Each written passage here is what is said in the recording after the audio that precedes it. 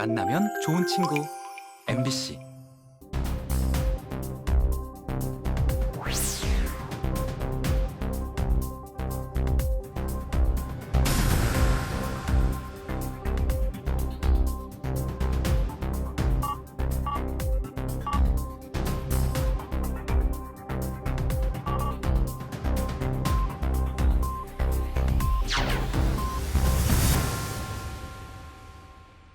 출산율은 낮아지고 1인 가구가 늘어나는 요즘 현대 여성들의 건강을 위협하는 질환 중에 하나가 바로 유방암인데요. 국내 여성 암 발생률 1위를 차지하고 있는 만큼 예방과 관리가 무엇보다 중요하겠습니다. 네, 특히 40대 여성들에게 있어서 유방암 발병률이 높다고 하는데 그 이유는 무엇이고 어떻게 관리해 나갈 수 있을지 오늘 TV 메디컬 약손 이 시간 자세히 알아보겠습니다. 네, 여성들의 가슴앓이를 속 시원하게 해결해 주실 오늘의 건강 주치 소개해드리겠습니다. 유방 갑상선 외과의 강병주 교수님이십니다. 안녕하십니까?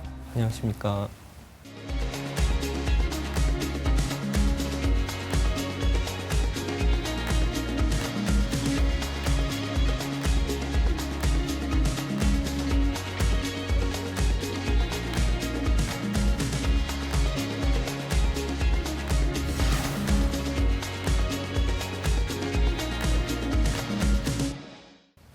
네, 현대사회에서 유방암 발병률이 늘면서 유방은 여성에게 있어서 좀 상징적인 부위이면서도 건강을 위협하는 그런 존재이기도 한데요. 네. 오늘 알아볼 유방암, 교수님 이름 그대로 유방에 생기는 암이라고 저희가 이해하면 되겠습니까?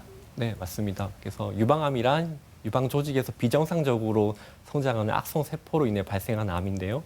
유방의 해부학적으로 구조를 보시면 이제 소엽에서 유즙이 생성이 돼서 유관을 통해서 유두로 배출이 됩니다. 그래서 만약에 유방암이 소엽에 생겼을 경우에는 소엽암이라고 부르고요. 유관에 생겼을 경우에는 유관암이라고 부릅니다.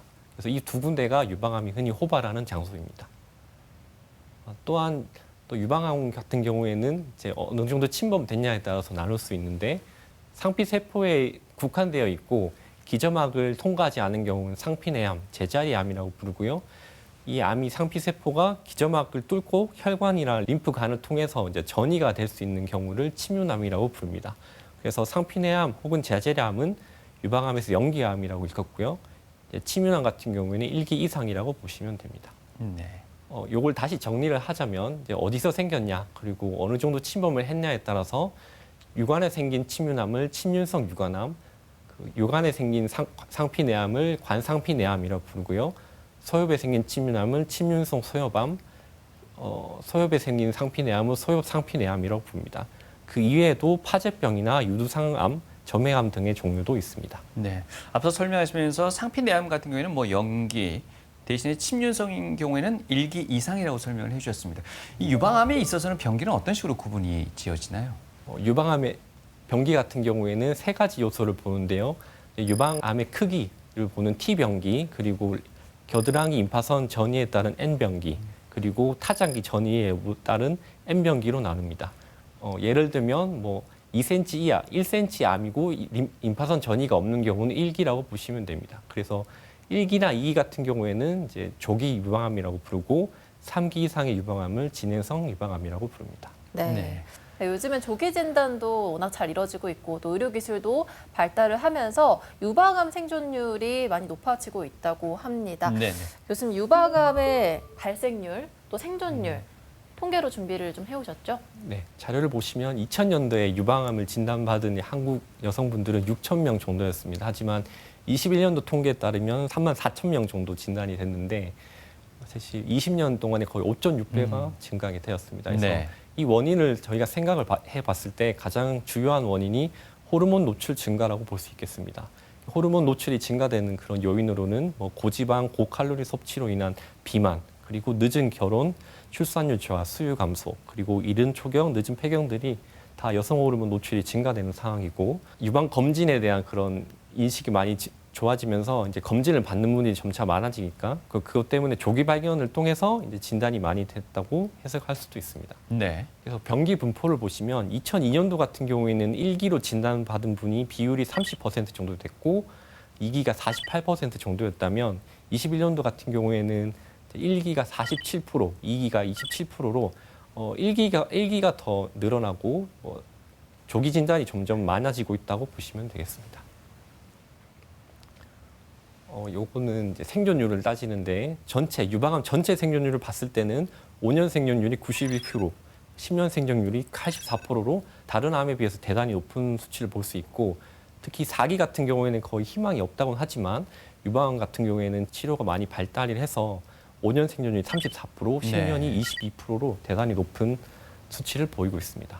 연령별 이제 유방암 환자의 발생률을 보시면 우리나라 같은 경우에는 19세 이하부터 40세까지 점점 증가되는 그래프를 그리다가 이후에 꺾여서 나이가 증가됨에 따라서 감소되는 양상의 그래프를 그리고 있습니다. 그래서 40대 환자분들이 가장 많이 발견이 된다고 보시면 되겠습니다. 네. 보통 암의 위험 인자라고 하면 유전이나 생활 습관을 흔히 얘기하시긴 하는데 네. 유방암 같은 경우에도 이 위험 인자가 뭐 유전이나 생활 습관에 가장 큰 영향을 받는다고 보십니까? 그래서 의학적으로 검증된 위험 인자를 먼저 보시면 이른 초경, 늦은 폐경, 그 임신 경험이 없다든지 이제 그 임신을 늦게 한다는 경우가 있습니다. 이런 경우에는 그 여성 호르몬 노출이 많아진다고 생각하시면 되고요. 폐경 후에 여성에서 비만도 여성 호르몬 수치를 올릴 수 있기 때문에 이것도 위험 인자로 볼 수 있겠습니다. 또한 음주, 그리고 외부에서 호르몬을 이제 몸에 투여하는 호르몬 대체요법, 그리고 경구 피임약도 위험 인자로 의학적으로 검증이 되었습니다. 그리고 모유수유를 짧게 하는 경우, 그리고 유방암 가족력이 있는 경우, 또 흡연 이런 것도 다 위험 인자라고 보시면 되겠습니다. 그리고 어떻게 하면 또 위험을 감소시킬 수 있냐를 보시면 모유수유를 길게 했을 때 유방암 위험을 감소시킬 수 있고 적당한 운동과 채소와 과일을 골고루 잘 섭취하는 것이 이제 위험을 감소시키는 인자라고 의학적으로 검증이 된 요소입니다. 네. 앞서서도 말씀드렸습니다만 국내 유방암 환자가 많다 보니까 인터넷상에서 속설들이 상당히 많다고 말씀드렸습니다. 그 중에 하나가요. 단백질이 풍부한 콩이나 두유가 유방암 발생을 증가시킨다라는 얘기도 있었던 것 같습니다. 교수님 어떻게 보십니까? 네. 그 질문 또 외래에서 환자분들이 많이 질문하시는 부분인데 예. 이제 콩이나 두유에 있는 이제 여성 호르몬이 이소플라본 같은 경우에 이제 여성 유방암을 증가시킬 수 있다는 그런 속설이 있습니다. 하지만 네. 이것도 의학적으로 검증이 되지 않은 사실이고 여러 데이터를 통해서는 이제 그런 이소플라본이 여성 유방암을 이제 증가시키기보다는 오히려 20에서 30% 정도 감소시키는 것으로 데이터가 나와 있어서 그래서 그런 콩이나 두유 같은 경우에는 오히려 여성 유방암을 감소시키는 요인이라고 보시면 되겠습니다. 네. 그렇군요. 속설 또 하나 여쭤보고 싶은 게 그 땀 많이 흘리시는 분들 중에 이렇게 몸에 땀 억제제 바르시는 분들 겨드랑이 같은 계신데 경우. 예. 특히 겨드랑이에 많이 바르시잖아요. 그런 것들이 좀 유방이랑 부위가 아무래도 이렇게 좀 가까이 있다 보니까 유방암에 안 좋은 영향을 미치는 게 아니냐 이런 이야기도 있는데 이거에 대해서는 또 어떻게 네, 보십니까? 그것도 많은 이제 논란이 있고 속설이 있지만 결론적으로는 의학적으로 검증되진 않았습니다. 그래서 네. 데오도란트에 있는 그런 알루미늄 같은 그런 요소가 이제 그 호르몬에 이제 영향을 줄 수 있다는 그런 가설이 있지만 그것도 사실 제대로 검증되진 않아서 그래서 뭐 데오도란트를 사용하실 때 크게 뭐 유방암에 대한 걱정을 하지 마시고 사용하셔도 되지 않을까 싶습니다. 네. 이제 본격적으로 유방암과 유전과의 관계를 좀 더 들어보고 싶은데 사실 안젤리나 졸리 같은 경우에는 유방암이 아닌데도 네. 어머니의 영향을 받아서 사전에 예방 차원에서 네. 제거했던 그런 또 이 스토리도 있는데요. 실제 교수님께서 보시기엔 유방암하고 유전 얼마나 연관성이 있다고 보십니까?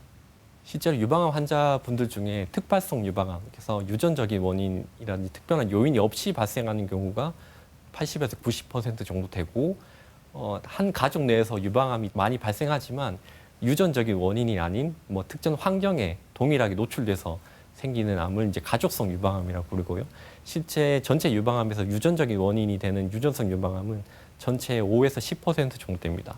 그래서 그 유전성 유방암과 관련돼 있는 유전자들이 꽤 많은데 가장 대표적인 것이 BRCA, BRCA1, 2가 대표적입니다. 이 같은 경우에는 전체 유전성 유방암의 한 60에서 70% 정도 차지하고 말씀하셨던 안젤리나 졸리 같은 경우에 BRCA1 유전자 변이가 있어서 예방적 유방 절제술을 한 걸로 알고 있고요. 그래서 이 BRCA1이나 BRCA2 유전자 변이가 있을 경우에는 80대까지 생존을 했을 때 유방암의 누적 발생률이 한 70% 정도 차지하기 때문에 환자분들 같은 경우에는 불악화 유전자 변이가 있을 경우에는 검진이라든지 예방적 절제술을 하나의 옵션으로 드리고 있긴 합니다. 네. 암은 대부분 조기 증상이 초반에는 잘 나타나지 않아서 조기에 알아채기가 참 힘들잖아요. 네.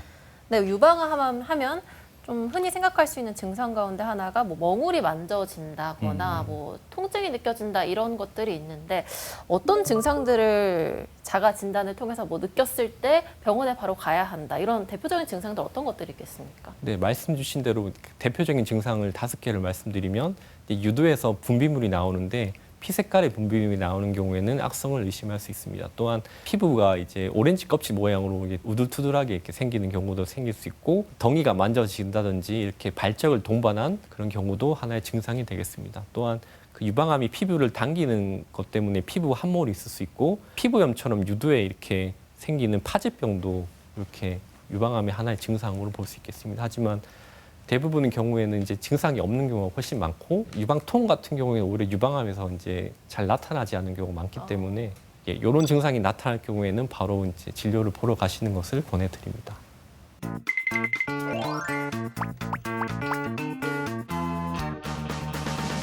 1985년 미국에서 처음 시작한 핑크 리본 캠페인 다들 잘 알고 계시죠? 그렇습니다. 유방암 걸린 환자분들에게 용기를 심어주는 핑크 희망이 아닌가 그런 생각이 드는데요. 교수님, 제가 그 방송으로 봤는데 요즘 젊은 여성분들도 유방암에 관심이 굉장히 높다고 하더라고요. 실제로 선생님을 찾아오는 많은 분들 중에서도 젊은 분들이 많은가요?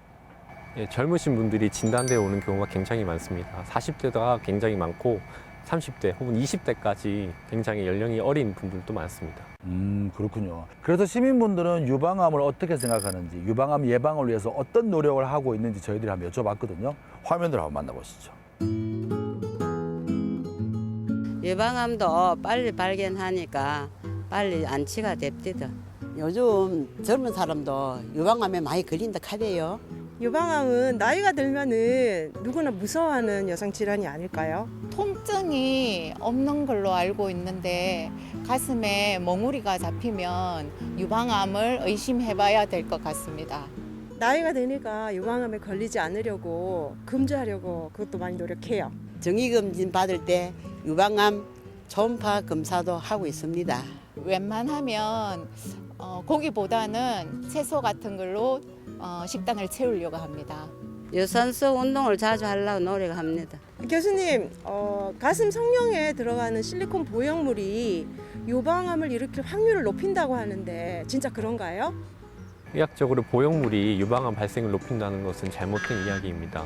그러나 특정 타입의 그 보형물에서 림프종을 일으키는 경우가 알려진 바가 있어서 현재는 그 보형물 타입은 사용되고 있지는 않습니다. 이번에는요, 유방암에 관한 오해와 진실 그리고 궁금증까지 한 번에 알아보도록 하겠습니다.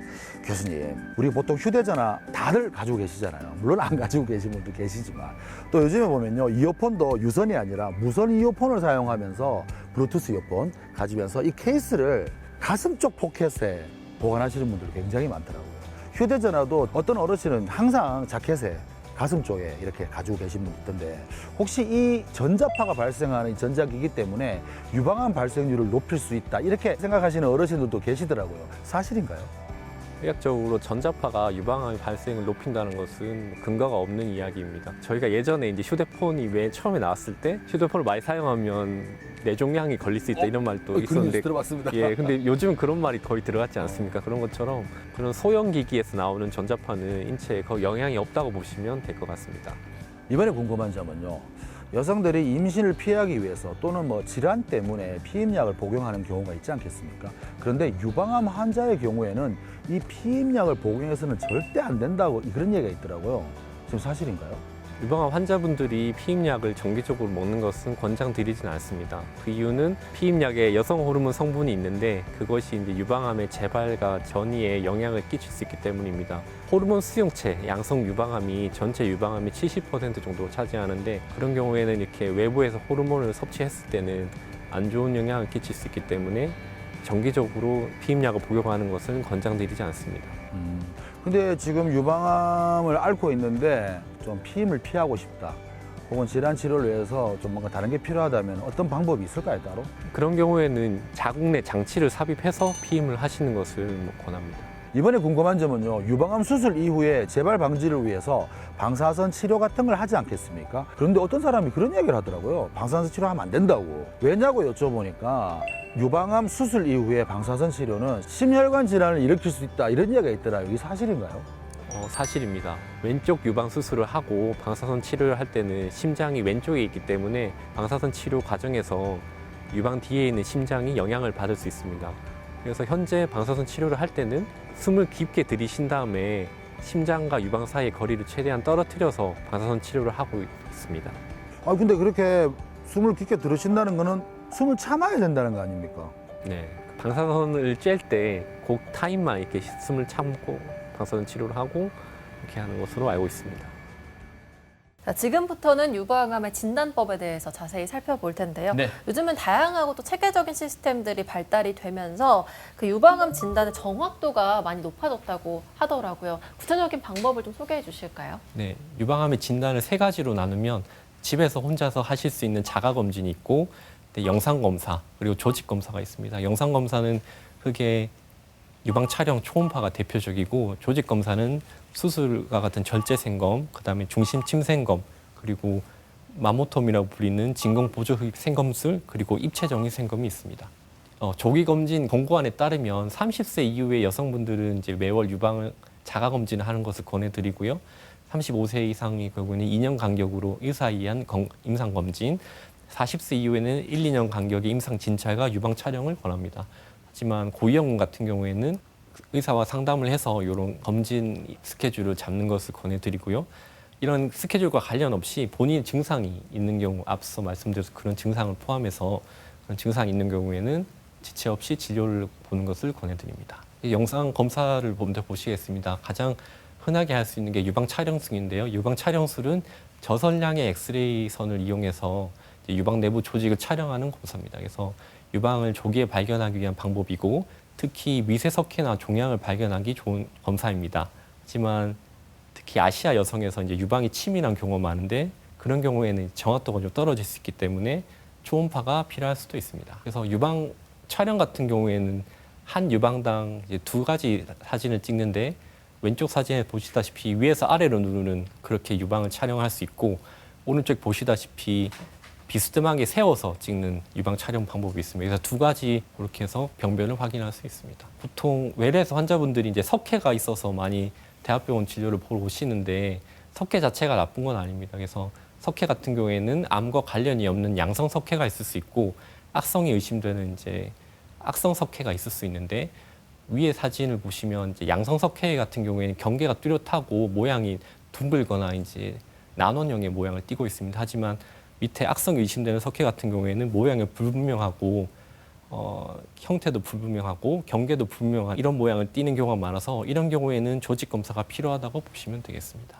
그래서 가장 또 많은 질문이 이제 치밀 유방에 대해서 많은 질문을 하시는데 치밀 유방은 병이 아니라 하나의 이제 그 유방의 상태를 말하는 것입니다. 그래서 유방에서 유선 조직이 이렇게 비율이 높은 경우를 말하는 거고 그 3단계로 나눌 수 있습니다. 그래서 치밀 유방 자체가 병은 아닙니다. 하지만 그 유방 촬영의 정확도가 떨어질 수 있기 때문에 추가 검사가 필요할 수 있고 여러 연구를 통해서 이제 치밀 유방 같은 경우에는 그렇지 않은 사람보다 유방암 발생 비율이 1.5에서 2배 정도 높다고는 알려져 있는데 그렇다고 치밀 유방이라고 해서 특별히 뭐 검진을 더 자주 하거나 그런 거는 권하지는 않습니다. 네.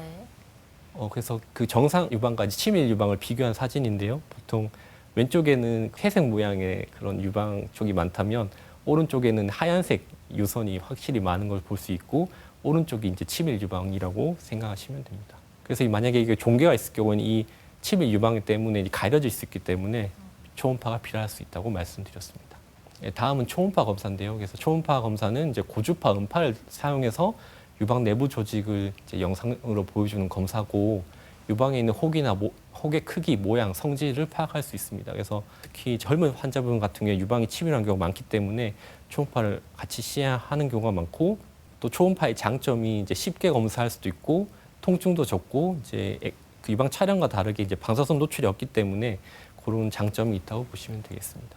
혹이 있다고 더 나쁜 건 아닌데 그 석회처럼 이제 혹도 이제 암과 관련 없는 양성 혹이 있을 수 있고 이제 악성이 의심되는 이제 악성 종괴가 있을 수 있습니다. 그래서 위에 종괴 같은 경우에는 결국 경계가 분명하고 모양도 이제 두글거나 나눠형의 모양을 띠는 한편 악성으로 의심되는 종괴 같은 경우에는 모양도 불규칙하고 경계도 불규칙하고 그리고 도플러 초음파를 추가로 했을 때 이제 호관에 이제 혈류가 있는 경우가 많기 때문에 이런 악성이 의심되는 경우에는 조직 검사를 할 것을 권해드립니다. 예, 조직 검사 방법 중에 이제 가장 대표적인 것이 중심 침생검입니다. 그래서 굵은 바늘을 혹이라고 생각되는 병변에 이제 삽입을 해서 조직의 이제 일부를 이제 채취하는 방법인데 이 검사를 통해서 악성인지 양성인지 확인할 수 있습니다. 그래서 이건 초음파만 있으면 쉽게 할 수 있는 장점이 있는데 문제는 초음파에서 보이지 않으면 중심 침생검을 시행할 수 없다는 단점이 있고 조직을 다 떼는 게 아니라 일부만 떼는 거기 때문에 뭐 100% 정확하진 않다 이렇게 설명을 드릴 수 있습니다. 그래서 이렇게 초음파를 보면서 침을 찌르고 이런 식으로 이제 종괴가 채취되는 것을 확인할 수 있습니다. 두 번째 조직 검사 방법으로 수술이 있는데 말 그대로 이제 칼로 이제 병변을 열어가지고 그 혹이라고 생각되는 것을 채취하는 것을 수술적 절제 생검이라고 부르고 아무한테나 하진 않고 이제 중심 침생검을 했지만 악성이 아닌데 영상학적으로는 너무 이제 악성이 의심이 된다 이런 경우에는 수술을 권하고요. 중심 침생검 검사를 했는데 암은 아니지만 비정상적인 세포가 있는 경우에는 이게 암일 가능성이 한 20~30%는 있기 때문에 수술적 절제를 권합니다. 그리고 진공보조 흡입 생검술입니다. 이것은 중심 침생검과 비슷하게 이제 채소 침습 조직 채취 방법인데 중심 침생검에서 이제 진공 흡입을 추가했다고 보시면 됩니다. 그래서 한 번에 바늘을 넣어서 이제 여러 조직을 이제 채취할 수 있고 만약에 병변이 아주 작거나 이제 암이 아닌 양성 종양 같은 경우에는 이 조직을 여러 번 채취해서 아예 이제 절제에 준해서 이제 채취를 할 수 있습니다. 이것도 마찬가지로 초음파에서 병변이 확인이 되어야 이 맘모톰이라고 부르는 진공보조 흡입 생검술을 시행을 할 수 있고 중심 침생검과 다르게 이제 진공보조 흡입 생검술은 바늘을 바로 종괴로 통과시키진 않고 종괴 밑에 넣은 다음에 진공 청소기가 빨아들이듯이 이제 진공 상태가 되면 혹이 이제 바늘 밑으로 빨려 들어갑니다. 이것을 계속 반복을 하게 되면 이제 혹이 다 절제된다고 보시면 됩니다. 마지막으로는 입체 정의 생검이라는 검사가 있는데 계속 아까 말씀드렸다시피 초음파에서 보여야 조직 검사가 쉽게 가능한데 초음파에서 보이지 않은 경우에 어떻게 해야 되냐 그때 할 수 있는 게 입체적인 생검이고 유방 촬영에서 이제 악성이 의심되는 그 미세 석회를 이제 채취하는 조직 검사입니다. 그래서 바늘 자체는 이제 진공보조 흡입 생검할 때 쓰는 그 바늘과 동일하게 사용을 하고요. 대신 이제 초음파가 아니라 유방 촬영을 이제 실시간으로 보면서 이렇게 석회가 있는 병변을 채취합니다. 그래서 이렇게 엎드리거나 아니면 옆으로 누워서 엑스레이 촬영을 유방 촬영을 시행을 하면서 바늘을 넣는 방법을 입체 정의 생검이라고 합니다. 30세 이후부터는 매월 자가 검진을 정기적으로 해보는 것이 좋다. 앞서 뭐 짧게 말씀을 해주셨는데 어떤 방법으로 유방암을 자가 검진을 할 수 있는지 그런 방법도 설명을 좀 해주시면 좋을 것 같습니다. 네, 유방암의 자가 검진은 언제 시행하는 것이 좋냐면 이제 매월 생리 후 2~3일째 시행하는 것이 가장 좋습니다. 생리를 하지 않은 폐경 여성 같은 경우에는 날짜를 뭐 매달 1일처럼 정해놓고 하는 것을 권해드리고요. 자가 검진을 이제 정기적으로 해서 본인의 평소 유방의 모양과 이제 촉감을 익히는 것이 가장 중요하겠습니다. 그래서 검진 중에 만약에 뭐 멍울이 만져진다든지 뭐 피부에 함몰이 있다든지 아니면 유대 분비물이 나오는 이런 증상들이 나타나면 지체하지 마시고 진료를 보러 가시는 것을 권해드리고요. 결국 자가 검진은 크게 시진과 촉진으로 나눕니다. 그래서 맨 처음에 거울 앞에서 자연스러운 차렷 자세를 취한 다음에 양쪽 유방의 모양이라든지 돌출 그리고 함몰 부위를 비교를 할 수 있고요. 그 다음에 다른 자세, 그러니까 팔을 머리 위로 올리는 자세라든지 손을 옆구리에 올리고 이제 팔을 앞으로 민 상태로 이 두 가지 자세를 통해서도 시진을 하는 것을 권해드립니다. 그리고 일어선 상태에서 이제 한쪽 팔을 들고 반대쪽에 손가락 하나가 아니라 이제 세 손가락으로 유방을 촉진하는 것이 중요한데 원형으로 해도 되고 지그재그로 해도 되고 뭐 크게 상관은 없지만 빠뜨리지 않고 하는 것이 가장 중요하고요. 함께 유방 촉진을 하면서 애가부에도 멍울이 만져지는 것을 확인하는 것도 잊지 않았으면 좋겠습니다. 다음 단계로 유두 분비물이 살짝 눌러서 이제 분비물이 나오는지도 확인을 하시는 게 다음 단계고요. 그리고 이제 촉진은 누워서도 해야 됩니다. 누워서 유방 촉진하는 것의 장점은 어떻게 보면 누우는 자세가 유방을 이렇게 펼쳐주는 자세이기 때문에 누워서도 촉진하는 것을 권해드리고 등에 이제 수건을 깔면 좀 더 유방이 잘 펴지기 때문에 이렇게 누운 상태로 이제 서서 촉진했던 방법 그대로 이제 촉진을 하시면 됩니다. 네. 전에 없었던 멍울이 잡힐 경우에는 이제 유방암을 의심해 볼 수 있는 거잖아요. 근데 겨드랑이에 여성분들이 이제 걱정하시는 부분 중에 하나가 부유방도 유방암에 안 좋은 영향을 미칠 수 있나 우려하시는 분들도 많은데 여기에 대해서는 어떻게 생각하십니까? 부유방 자체가 이제 유방암을 발생시키는 위험 인자는 아니지만 부유방도 말 그대로 이제 유방 조직이 있을 수 있기 때문에 거기에 암이 생길 수는 있습니다. 그래서 자가 검진을 하실 때 부유방 쪽에 촉진하는 것이 중요하고 그 검진 영상 검사를 할 때도 그 부유방 부위를 빠뜨리지 않고 검사하는 것이 중요하다고 하겠습니다. 네. 보통 유방암이라고 판정을 받는 순간부터 유방을 절제해야 되는 건 아닌가 하는 큰 공포심까지 느끼는 분들이 많다고 하는데요. 지금부터는 수술을 포함해서 여러 가지 치료법들을 하나하나 또 알아보도록 하겠습니다. 유방암의 가장 대표적인 치료인 수술적 치료부터 말씀드리겠습니다. 유방 수술은 크게 이제 유방의 일부만 절제하는 부분 절제술이 있고 유방을 전부 절제하는 전절제술이 있습니다. 그래서 유방의 모양을 유지하기 위해서 이제 환자분에 따라서 이제 재건 방법을 선택할 수 있는데 그 재건 방법은 본인의 이제 근육과 지방을 이용한 자가조직 재건 그리고 보형물을 이용한 재건이 있습니다. 그리고 그 침윤암 같은 경우에는 그 림프절 전이가 될 수 있기 때문에 보통 애가부 수술을 함께 하는 경우가 많은데 그 감시 림프절 절제술이 있고 그보다 수술 범위가 큰 이제 림프절 곽청술이 있겠습니다. 유방 수술부터 보시면 이제 암이 있다고 생각되는 부위를 좀 더 넓게 떼는 것이 이제 유방 부분 절제술이고 이제 유방 조직을 전부 절제하는 것이 전체 절제술이라고 할 수 있는데 여기서 포인트는 유방을 이제 일부 남기는 유방 부분 절제술 같은 경우에는 방사선 치료가 필수라고 보시면 됩니다. 어떤 환자에서 이제 전절제술을 할지 부분 절제술을 할지 정하는 것은 사실 딱 나눠지진 않는데요. 그래서 대략적인 적응증을 보시면 전절제술 같은 경우에는 혹이 너무 크다든지 악성으로 의심되는 석회가 유방 전반으로 퍼져 있다든지 아니면 부분 절제를 했을 때 암을 깨끗하게 못 뗄 것 같다. 아니면 암이 뭐 군데군데 다 퍼져 있어가지고 정확하게 이제 부분 절제를 하지 못하는 경우 그리고 환자 자체가 방사선 치료를 못할 것 같은 경우에는 보통 전절제술을 권하고요. 유방 크기에 비해서 종양이 작은 경우 절제를 했을 때 이제 그 절제하는 경계에 따라서 암이 없을 수 있는 그런 안전한 절제는 확보할 수 있을 것 같고 그리고 타장계 전이가 없는 사기가 아닌 경우 그리고 환자의 나이나 선호에 따라서 이제 부분 절제술을 시행할 수 있습니다. 연도별로 따라 보시면 예전에는 이제 유방 전절제술을 하는 경우가 거의 60% 2000년도만 해도 그랬는데 지금은 거의 70% 정도가 이제 거의 유방 부분 절제술을 시행을 하고 있는데 그 하나의 요인이 이제 뒤에 말씀드린 이제 항암 치료입니다. 그래서 보통 항암 치료는 수술 후에 한다고 생각할 수 있는데 요항암 같은 경우에는 이제 적응증이 된다면 수술 전에 항암 치료를 해서 만약에 항암을 하기 전에 이거 혹이 너무 커서 이제 전절제술을 해야 됐을 케이스인데 항암을 해서 암이 확 줄었다. 그러면 부분 절제술이 가능한 경우가 많기 때문에 이렇게 해서 아마 이런 요인 때문에 또 부분 절제술이 많이 늘지 않았나 생각이 됩니다. 그리고 애가부 수술 중에 하나인 감시 림프절 절제술인데요. 그래서 요거는 수술 전에 유륜에 이제 주사를 넣어서 이제 그 주사액이 타고 가는 애가부 림프절을 채취하는 것이 감시 림프절 절제술입니다. 방사선 동위원소를 이제 주입을 해서 이렇게 사진을 찍어서 수술 중에 확인할 수도 있습니다. 이 감시 림프절이 왜 어떻게 시행이 될 수 있냐는 그런 원리를 말씀드리면 만약에 암이 이제 애가부로 전이가 되기 위해서는 감시 림프절이라는 림프절을 반드시 통해야 된다는 그런 가설 같은 걸로 해서 이제 2000년대에 많이 시행이 됐고 이제 안정성이 다 검증이 된 방법입니다. 그래서 감시 림프절을 일부 뗐을 때 뭐 암이 확인이 됐다.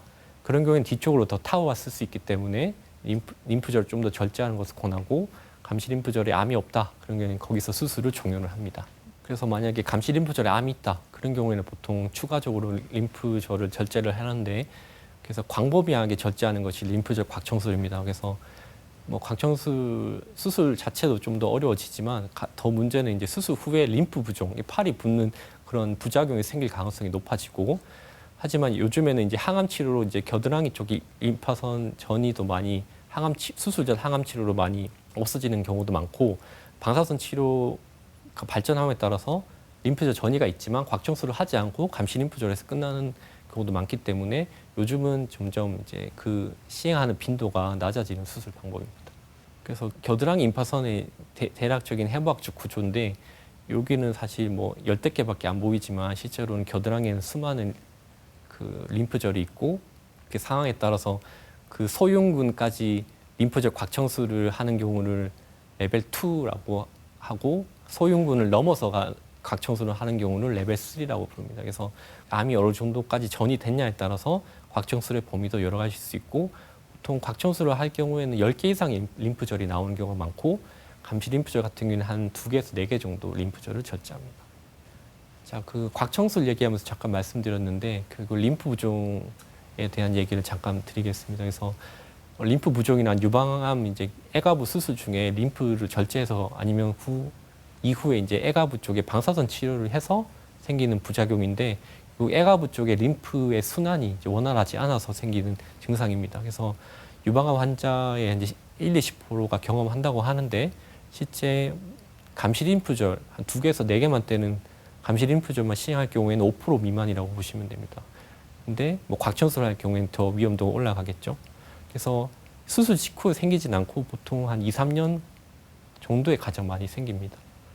이렇게 해서 정상적인 팔에 비해서 이렇게 부어있는 팔을 볼 수 있고 뭐 심한 경우에는 이거 등급이 여러 가지인데 코끼리 팔처럼 크게 부어가지고 삶의 질이 많이 떨어지는 경우도 있습니다. 그래서 만약에 림프 부종을 예방하기 위해서는 내가 곽청술을 했다. 근데 림프 부종을 예방하고 싶다고 하면 상처가 나지 않도록 주의를 하셔야 되고 상처가 나면 이제 즉시 치료를 받으셔야 됩니다. 그래서 그리고 작업을 할 때는 그냥 맨손으로 하지 말고 뭐 장갑을 끼는 것을 권해드리고요. 피부는 항상 촉촉하게 청결 상태를 유지하셔야 되고 이것도 항상 환자분한테 말씀드리는데 이제 그 주사 체열 혈압 측정은 이제 수술하지 않은 팔로 하는 것을 권해드립니다. 그리고 외출 시에는 자외선 차단제를 바르셔야 되고 또 몸에 너무 꽉 끼는 이제 액세서리라든지 옷을 입는 것을 피하셔야 됩니다. 그리고 재건술을 간단히 말씀드리면 그 우선 보형물입니다. 보형물 같은 경우에는 미용 성형에서 쓰는 그 보형물이 맞고요. 보통 전절제술을 시행한 경우에 이렇게 보형물 재건을 할 수 있습니다. 요즘은 이렇게 보형물에 인공진피라고 해서 이렇게 싸서 넣는 경우가 많습니다. 그래서 싸서 이제 쏙 넣은 다음에 꼬매면 이제 재건 수술 끝나게 되고요. 하지만 이제 부분 절제를 했는데 모양이 많이 꺼질 것 같다. 이런 경우에는 본인의 이제 광배근이라든지 복직근을 이용해서 근육을 유방까지 끌어와서 이렇게 하는 이제 자가조직 재건이 있습니다. 이런 보형물이라든지 자가조직을 쓰지 않고 재건을 하는 게 이제 종양 성형술인데 이제 보통 부분 절제 시행을 하고요. 그래서 종양을 완전히 절제를 하고 유선과 유두를 재배치해서 미용적으로 모양을 유지하는 것이 목적입니다. 근데 사람마다 이제 종양의 위치라든지 유방의 크기가 다르기 때문에 사람마다 절개라든지 방법을 다르게 할 수 있습니다.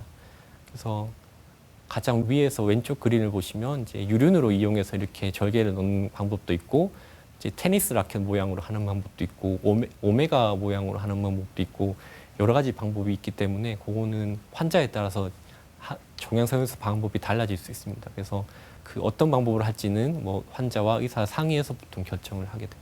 이런 치료를 통해서 생존율이 높기 때문에 착한 암이라고도 얘기합니다만 또 반대로 재발 전이의 위험성이 있기 때문에 또 질긴 암이라고도 또 유방암을 표현하곤 하는 것 같습니다. 한쪽의 치료가 끝났는데 반대쪽에 또다시 유방암이 발생할 확률이 높습니까? 어떻습니까?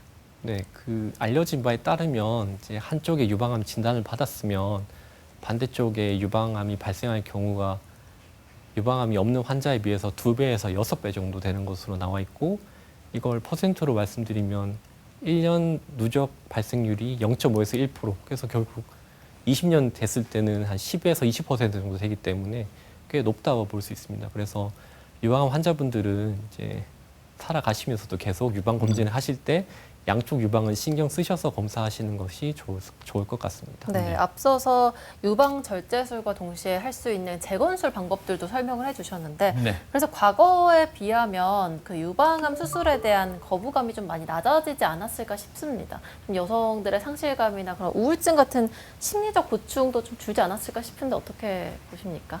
일단 제가 외래에서 보는 환자분들 같은 경우에는 확실히 재건술을 하신 분들이 아닌 분들에 비해서 우울증이라든지 그런 심리적으로 안정된 분들이 많고요.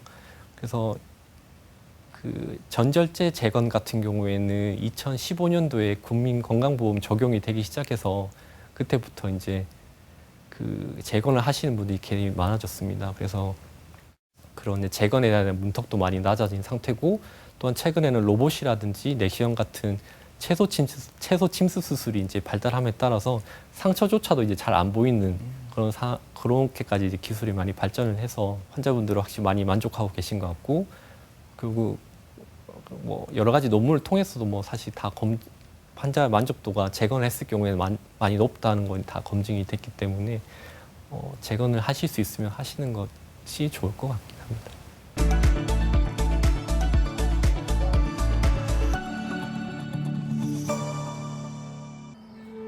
국내 여성암 발병 1위를 나타내는 유방암. 지난해 5월 병원을 찾은 40대 환자. 주변에 지인분들이 유방암 갑상선암들이 많이 있어서 저도 걱정돼서 건강검진 겸 개인 병원을 갔더니 빨리 대학병원으로 가라고 말씀을 해주셔서 진료를 오게 됐습니다. 통증이나 불편함도 없었고 만져지는 멍울도 전혀 없었습니다. 정밀 검사 결과 왼쪽 유방 상부 부위에 약 5.5cm의 커다란 악성 종양, 즉 암이 확인됐다. 이 환자의 진단명은 침윤성 유관암입니다. 침윤성 유관암은 유관에서 생긴 유방암의 일종으로서 유관의 상피세포에서 유방암이 발생을 하고, 침윤성 유관암 같은 경우에는 기점막을 뚫고 나왔기 때문에 다른 장기에 이제 전이라든지 이런 게 가능한 암이기 때문에 보통 수술을 할 때 유방뿐만이 아니라 겨드랑이 임파선 수술도 같이 시행을 하는 질환입니다. 요건 네. 유방 촬영인데 네. 왼쪽이나 오른쪽에 유방에 뭐 미세석회가 있다든지 이런 건 전혀 없으시거든요. 네. 수술을 통해 왼쪽 유방 부위에 있던 암을 비롯해 유방 조직을 제거하는 유방 부분 절제술을 받은 현경 씨. 침윤성 유관암의 경우 림프절을 따라 주변으로 전이가 되는 경우가 많기 때문에 림프절 절제술도 함께 시행됐다. 이 환자의 경우에는 좌측 부분 절제술 시행을 하였고, 전체 유방에 비해서 암의 크기가 컸기 때문에 동시 재건도 함께 시행하였습니다. 또한 침윤성 유관암이기 때문에 감시림프절 절제술도 필수적으로 시행을 해야 돼서 같이 시행하였습니다. 환자마다 다르겠지만 특히 젊은 분 같은 경우에는 재건술을 같이 하는 것이 우울감을 감소시킬 수 있고 만족감도 확실히 올릴 수 있다고 생각합니다. 유방 절제술로 시행되는 재건술은 환자가 느낄 심리적 상실감을 회복하고 삶의 질을 높여 환자의 만족도도 높은 편이다. 환자는 수술 후에 항암 치료는 하지 않고 항호르몬제와 난소기능 억제제 주사를 맞고 있습니다. 5년 정도 유지를 할 거고, 그러면서 이제 정기 검진을 계속하면서 재발이란 전이가 있는지 확인할 예정입니다. 마음 놓고 여행 다니면서 수영장을 가고 싶습니다. 편안하게 수영장 가서 아이들과 신나게 놀고 싶습니다. 유방암 수술 후 환자들의 경과 상태는 어떨까? 불편한 데 있으세요? 팔이 살짝 아직까지 조금 좀 땡기죠? 네네네 땡기고 수술 후에는 신체뿐만 아니라 정신적으로도 변화가 나타날 수 있어 세심한 주의가 필요하다. 항암 치료를 하셔야 되는지를 가장 많이 물으시는데, 아무래도 항암 치료 자체가 몸도 힘들고 마음도 많이 힘든 치료이기 때문에 그렇게 많이 물어보시는 것 같습니다. 수술 후에 합병증이 있는지를 보통 체크를 하고, 피가 나는지 아니면 이제 신경 손상에 의한 부작용이 있는지 이런 걸 위주로 체크합니다. 암의 위협으로부터 여성의 건강을 지키고 더 나아가 제2의 삶을 되찾아가는 길. 유방암 치료. 희망은 있다. 네, 유방암 환자 사례 영상으로 만나봤습니다. 네. 앞서서는 유방암의 수술적 치료 방법에 대해서 알아봤다면요. 이번에는 뭐 약물이나 항암 치료 같은 비수술적 치료에 대해서도 살펴보겠습니다.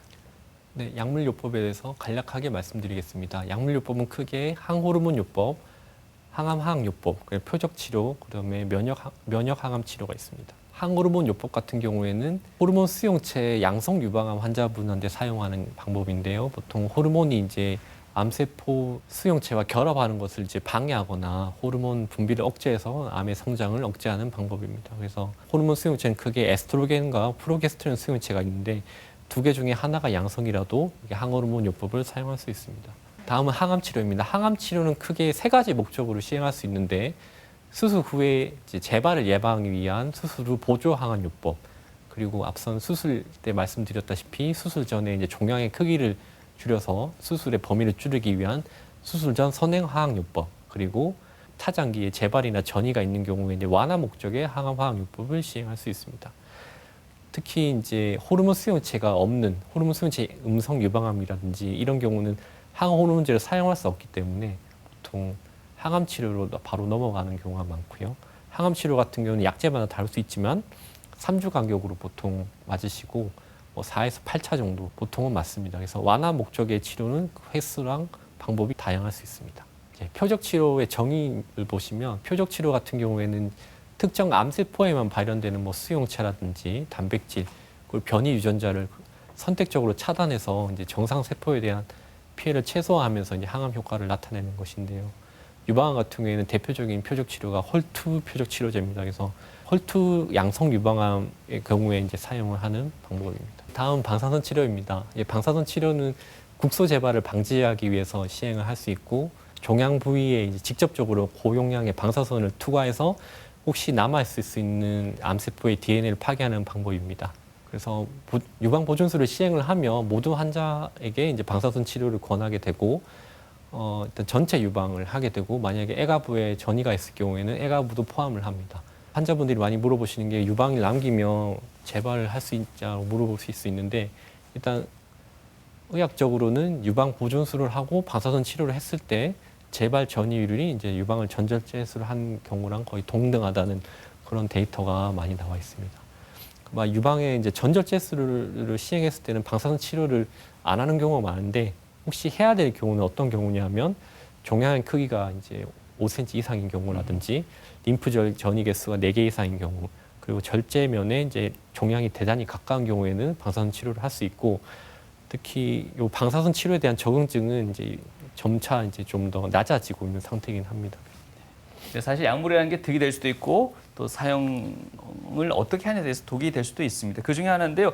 에스트로겐 억제를 위해서 이 타목시펜이라는 걸 복용하게 되면요, 자궁에 안 좋은 영향을 줄 수도 있다는 말이 있는 것 같습니다. 좀 어렵긴 한데 이게 사실인가요? 항호르몬제 일종인 타목시펜 같은 경우에는 이제 자궁 내막 증식증이 흔히 일어날 수 있고 아주 드물게 이제 자궁 내막암을 유발할 수도 있습니다. 그래서 보통 저희가 복용을 시작할 때 환자분께 이제 정기적으로 예를 들면 6에서 12개월 간격으로 산부인과 진료를 보는 것을 권해드리고 사실 그 자궁 내막암이 발생하는 경우는 대단히 낮습니다. 하지만 환자분들이 그 자궁 내막암이 생길 수 있다는 그런 이제 두려움을 많이 가지시는데 하지만 이 타목시펜을 복용함으로써 얻을 수 있는 이득, 유방암의 재발이라든지 이런 거를 재발을 낮출 수 있는 그런 효과가 자궁 내막암 발생보다 훨씬 크기 때문에 타목시펜을 복용하는 것을 보통 권해드리고요. 그래서 장기적으로 이제 자궁 내막 검진을 하시면 대부분 큰 문제가 없기 때문에 복용하시는 것을 권해드리고, 근데 타목시펜이 이제 자궁 내막뿐만이 아니라 여러 가지 또 부작용이 있습니다. 예를 들면 탈모라든지 간 수치 증가, 그다음에 수면 장애 등등 우리가 예상하거나 예상치 못한 부작용들이 많기 때문에 이 복용에 대해서는 이제 처방받으시는 주치 선생님과 상의하셔가지고 복용을 할지 아니면 복용을 계속 유지할지 말지 이렇게 결정하시면 될 것 같습니다. 네. 또 유방 부분 절제술을 시행할 때는 방사선 치료를 반드시 해야 된다라고 설명을 해주셨는데 이 방사선 치료 같은 경우에는 치료 후에 유방 주위의 피부가 딱딱해진다든지 혹은 피부염까지 앓는 분들도 있다고 하더라고요. 이런 것들을 좀 방지하기 위해서는 어떻게 치료 후 관리를 해야 될까요? 방사선 치료를 하게 되면 이제 보통 피부에 있는 땀샘들이 많은 손상을 받기 때문에 많이 건조해집니다. 그래서 그 자극적이지 않은 보습제로 보습을 유지하시는 것이 좋고 또 자극적이지 않은 화장품이라든지 사용하시는 것이 좋고 이제 각질 제거제도 이제 피부가 이렇게 좋아지는 과정에서 사용하지 않으시는 것이 좋습니다. 또한 만약에 자외선에 노출돼야 될 상황이 있으시면 옷으로 가린다든지 선크림을 바르시는 것을 권해드리고요. 근데 간혹 외래에서 방사선 치료 후에 이제 유방에 덩이가 만져진다고 오시는 분이 많은데 보통 그런 경우에는 이제 유방의 피부가 이제 두꺼워지면서 딱딱해지는 경우가 많습니다. 그래서 그런 경우에는 앞서 말씀드렸던 방법으로 케어를 하시고 이 딱딱해지는 것들은 방사선 치료 6에서 12개월 이상 가는 경우가 많기 때문에 너무 이제 재발에 대한 두려움을 가지시지 않고 그냥 그런 식으로 피부를 관리하는 방법으로 하시면 될 것 같습니다. 네. 자, 어떤 암이든 마찬가지겠지만요. 유방암도 조기에 발견할수록 예후가 좋을 것 같습니다. 그보다 앞서서 위험 요인을 사전에 차단할 수 있다면 더더욱 좋을 텐데요. 마지막으로 예방법에 대해서도 좀 설명을 주시죠. 네, 유방암의 예방에 대해서 말씀드리면 그런 유방암 발생 고위험군 같은 경우에는 정기적인 검진을 빠뜨리지 않고 받는 것이 중요하고요. 비만으로 가지 않고 자신의 체격에 맞는 체중을 유지하는 것이 좋습니다.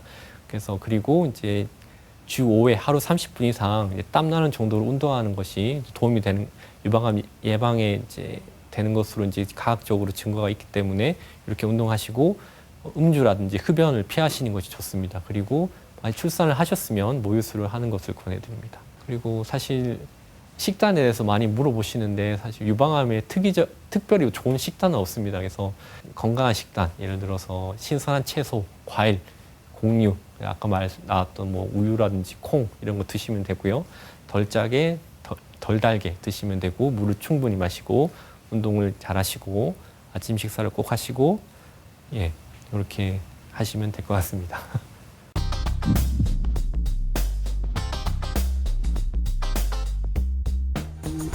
여성들에게 가장 흔하게 발병하는 암, 그중에서도 유방암. 유방암이 무서운 이유는 아마도 그 증상이 없기 때문이 아닐까 그런 생각이 듭니다. 그래서 이번에는요, 유방암에 관한 시청자 사연들을 모아봤습니다. 교수님, 최근 유방암 수술을 받은 40대 여성분의 사연입니다. 왼쪽 유방 전체를 절제한 수술 이후에 재건술까지 잘 마쳤다고 합니다. 퇴원 후에 집에만 있기가 좀 답답했는지 슬슬 바깥 공기도 좀 쉬고 운동도 하고 싶은 모양이에요. 그런데 나가려고 하니까 제일 먼저 걸리는 문제가 이 속옷 착용이 아닌가 그런 생각을 했대요. 주변에서는 와이어 속옷을 착용하면 유방암 수술 후에 재발을 할 수도 있다 이런 이야기를 하기도 하고, 그래서 보니까 무조건 노와이어 속옷을 입으려니 조금 아직 익숙치 않다고 하는데 선생님 의견은 어떠신지?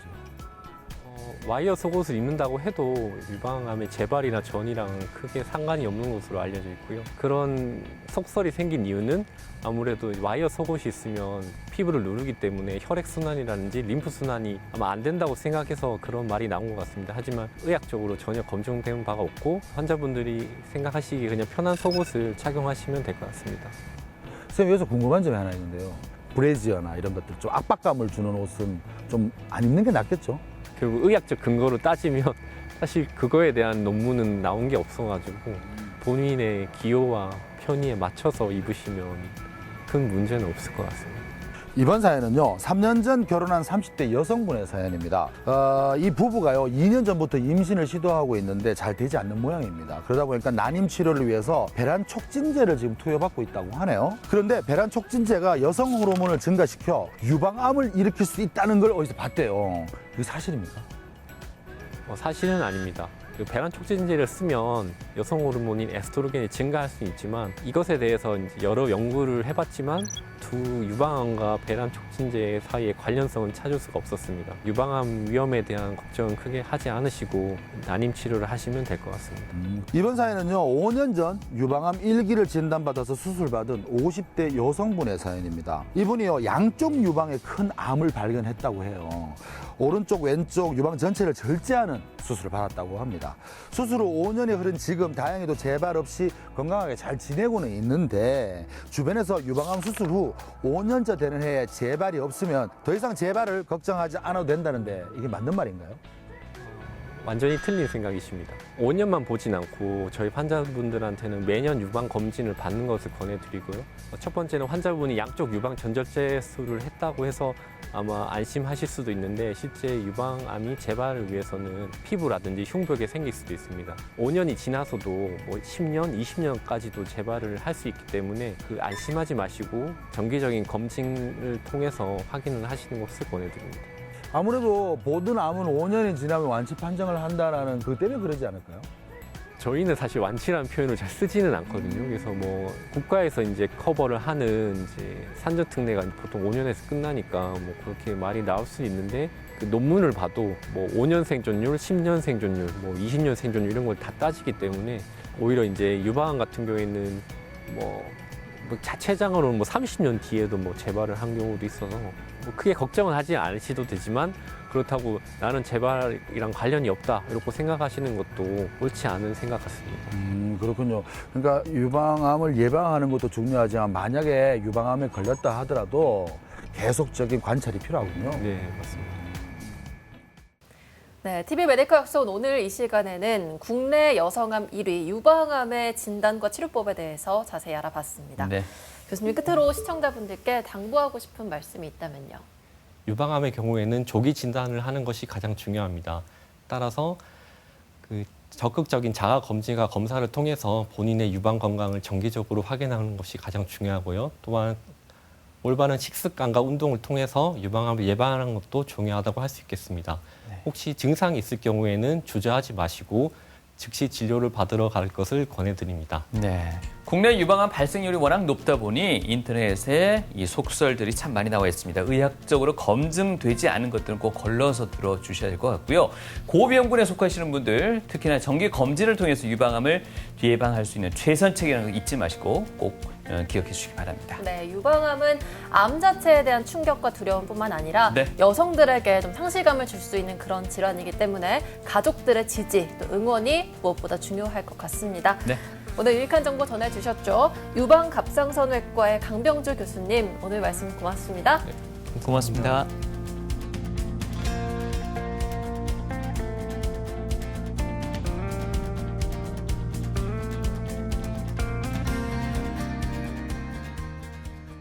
모든 환자가 다 저한테는 중요한데 이제 결국 이제 수술 후에 문제가 생겼던 환자들이 기억에 남고 수술 후 합병증이란 건 사실 피할 수 없는 경우가 많은데 그래도 환자 입장에서는 이제 당황하고 좀 억울하기도 했을 것 같은데 그런 합병증이 생겼을 때도 크게 많이 좌절하지 않으시고 끝까지 저를 믿어주셔가지고 다행히 별 탈 없이 다 해결된 그런 케이스들이 뭐 저는 기억에 남습니다.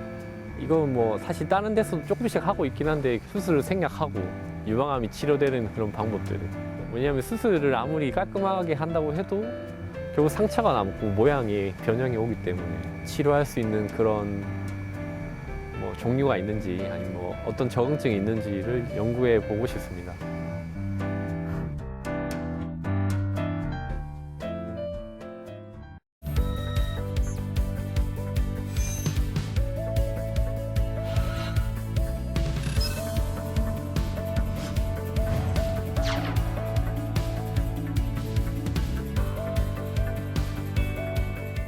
만나면 좋은 친구 MBC